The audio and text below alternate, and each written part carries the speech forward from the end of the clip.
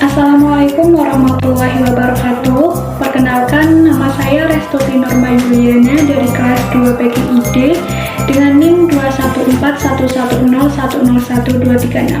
Di sini saya akan menjelaskan tentang dua materi, yaitu yang pertama tentang perlindungan data diri di ruang maya dan yang kedua mengenai peran media sosial dalam demokrasi pada masa kini.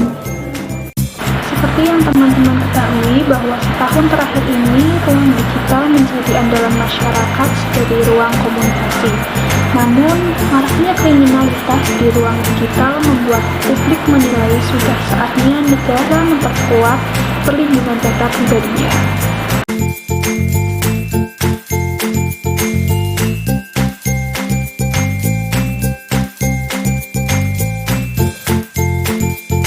Penetrasi internet yang terus meningkat dan ditambah besarnya jumlah penduduk di Indonesia itu sangat menggiurkan bagi perusahaan teknologi untuk menjajakan usahanya di tanah air.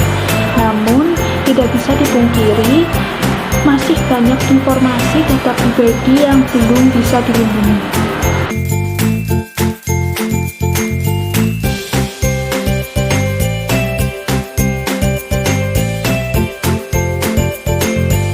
Untuk itu, para pengguna ruang digital harus memiliki pemahaman bahwa data yang kita miliki harus terlindungi dan ada hukum perlindungan data pribadi.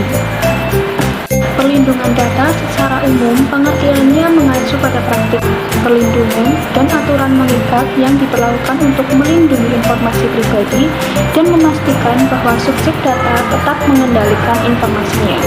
Singkatnya, pemilik data harus dapat memutuskan apabila ingin membagikan beberapa informasi atau tidak, siapa yang memiliki akses, untuk berapa lama, dan untuk alasan apa.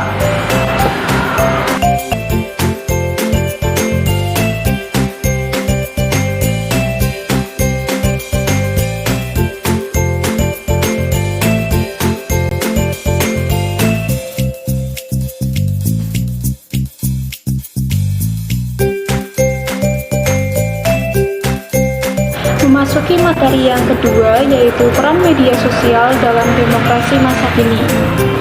Indonesia merupakan salah satu negara dengan pengguna sosial media terbanyak yang ada di dunia. Hampir setiap aspek kehidupan di Indonesia berhubungan dengan media sosial, tidak terkecuali dalam hal demokrasi.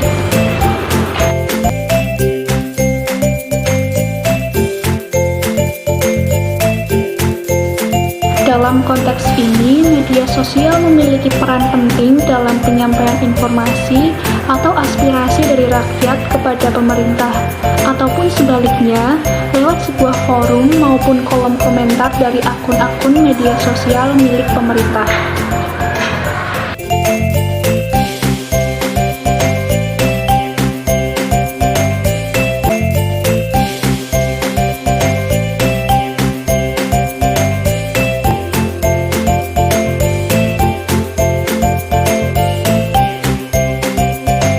Dalam penggunaannya, media sosial memiliki dampak positif dan dampak negatif.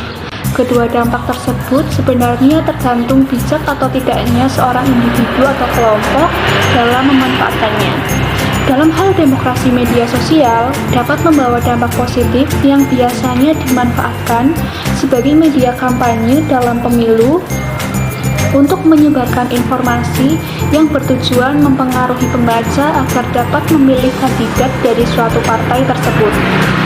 Adapun dampak negatif dari berkembangnya media sosial bagi demokrasi adalah maraknya berita-berita hoaks yang dibuat oleh oknum yang tidak bertanggung jawab demi menjatuhkan suatu individu atau kelompok, dalam tanda kutip partai politik. Selain untuk menjatuhkan, berita hoaks atau bohong juga biasa dibuat untuk meningkatkan citra baik suatu partai di mata para pemirsa. Pada dasarnya, berita-berita itu dibuat semata-mata hanya untuk kepentingan dan keuntungan pribadi.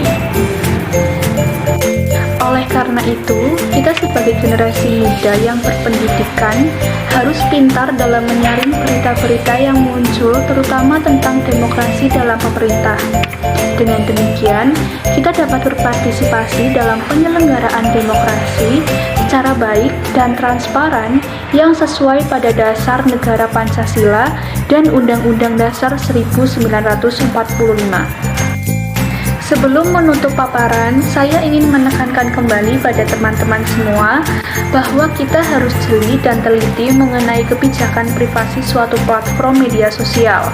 Jika tidak, data-data pribadi kita seperti data diri, galeri foto, lokasi, dan kontak dapat bebas diakses oleh pihak-pihak tertentu. Dan juga, sebagai generasi yang baik, kita juga harus lebih sehat dalam memilih berita-berita yang baik, jangan termakan oleh berita hoaks atau yang lainnya.